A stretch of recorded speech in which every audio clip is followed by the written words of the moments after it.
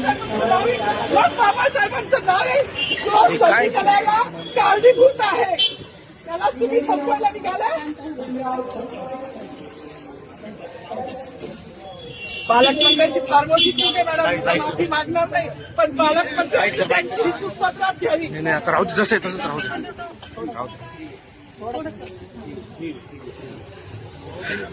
मला मीडियाशी घेणं नाही मॅडम, मला सस्पेंड केलं, मी वाळूचे गाड्या उपसील, मी माती काम करीन, पण बाबासाहेबांची ओळख पुसून येणार नाही. मला सस्पेंड करायचं करू शकता मॅडम. बाबासाहेबाला संपवायचं काम करायचं नाही.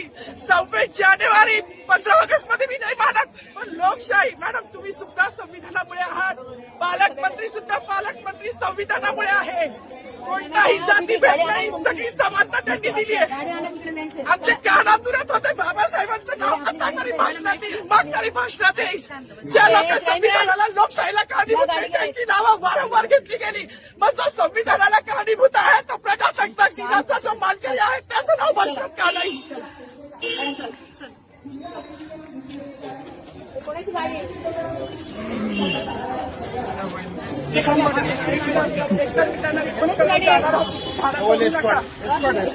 अरे माझी गाडी असेल ना रे, ट्रॅफिकची गाडी आण रे.